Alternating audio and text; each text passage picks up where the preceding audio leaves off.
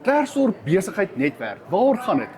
Frans, vertel vir ons, waaroor gaan die Tersorg besigheid netwerk? Wat is die idee?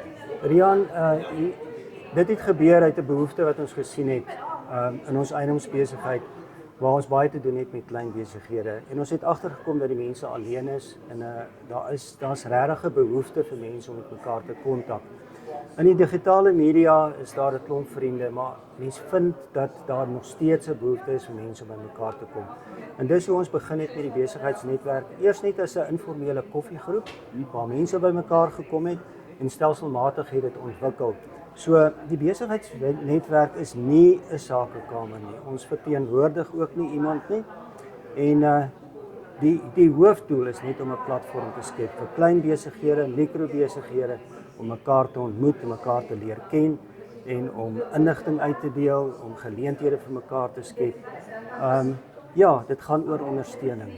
So dit gaan meer oor klein besighede wat mekaar kan help op een of ander manier. Ja. Ondersteuning as 'n gemeenskapsondersteuning. Ja, ons het hierdie netwerk is nou amper 'n jaar wat aan die gang is en daar's baie suksesse. Dis nie net klein besighede nie, dis ook diensorganisasies wat ook hier betrokke is, soos daar byvoorbeeld 'n doeke-projek waar AfriForum en Helpende Hand van Solidariteit en Arinel apteke nou 'n fasiliteit geskep het om doeke te skenk vir mense wat behoeftig is en wat dit nodig het. So en daar's ook geleenthede geskep vir mense wat werkloos was, wat nou 'n werkie gekry het. Daar's geleenthede vir jong mense wat hulle besighede begin in die digitale omgewing en so meer.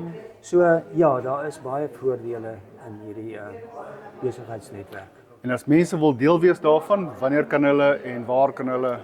Ja, ons stuur 'n uitnodiging uit. Dit is gratis. Ons besigheid Property Services is wat dit borg. Maar verder is dit gratis en jy kan net opdaag en dan moedig ons ook besighede aan om ander besighede uit te nooi. Dit is in kort hoe dit werk. So.